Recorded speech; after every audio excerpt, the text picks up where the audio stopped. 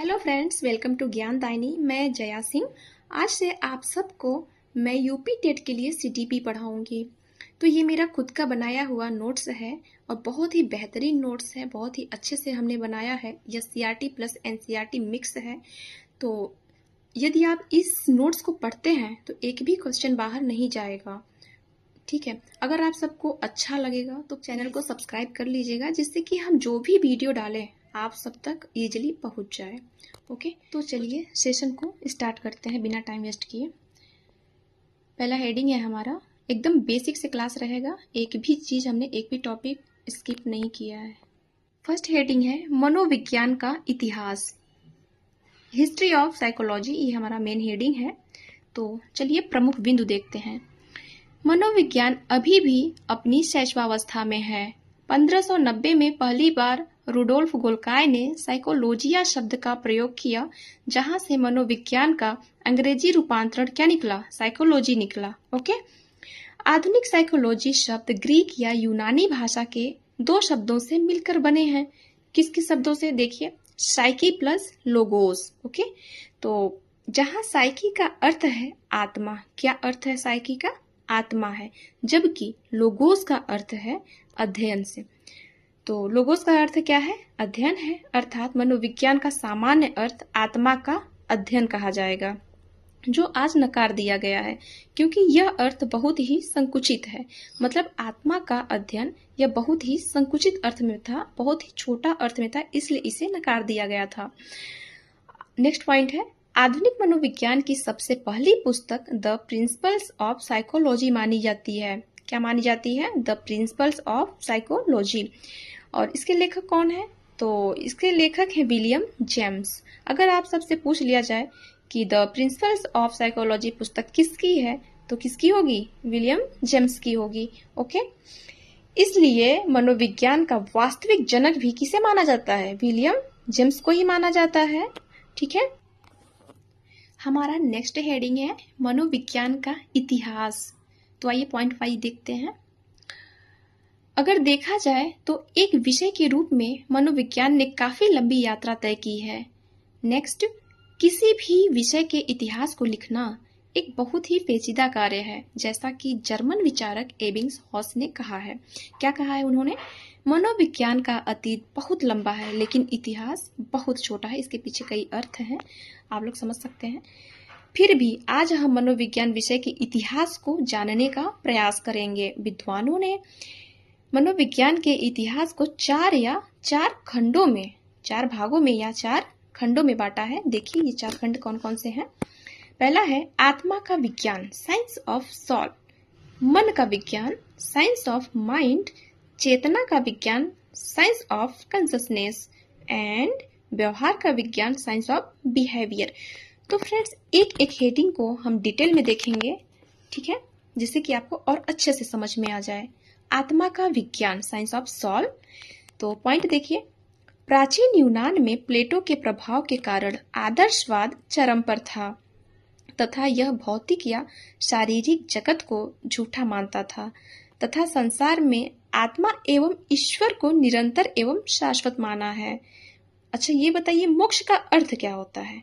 तो मोक्ष का अर्थ है आत्मा का परमात्मा से मिलन। नेक्स्ट पॉइंट है हमारा, इसके लिए आत्मा का पवित्रता आवश्यक है, इसीलिए प्राचीन यूनान में मनोविज्ञान आत्मा का विज्ञान बना तथा इसके प्रमुख समर्थकों में प्लेटो, अरस्तु, सुकरात आदि के नाम प्रमुख हैं।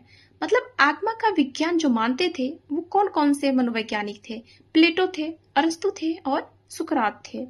यह विचारधारा 16वीं सदी तक चली थी। इसके बाद हमारा नेक्स्ट विचारधारा आता है कि मन का विज्ञान, science of mind.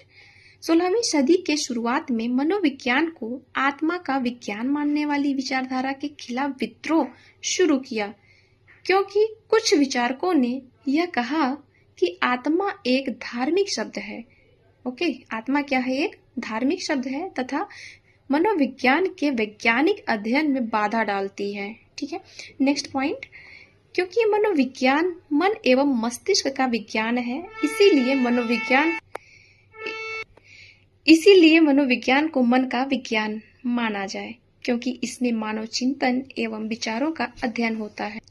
Next point, सबसे पहले पंपोनोजी ने विज्ञान को मन का विज्ञान कहा तथा इसके बाद रूसो, लॉक, इमैनुअल कांट जैसे विचारकों ने भी इसे मन का विज्ञान माना तथा यह विचारधारा 19वीं सदी के शुरुआत तक चली। ओके, उसके बाद फिर तीसरी विचारधारा आ जाती है। देखिए नेक्स्ट पॉइंट, चेतना का विज्ञान, साइंस ऑफ कॉन्शसनेस। 19वीं सदी के अंत तक फिर से एक परिवर्तन आया तथा कुछ विचारकों ने मनोविज्ञान को मन का विज्ञान भी मानने से मना कर दिया।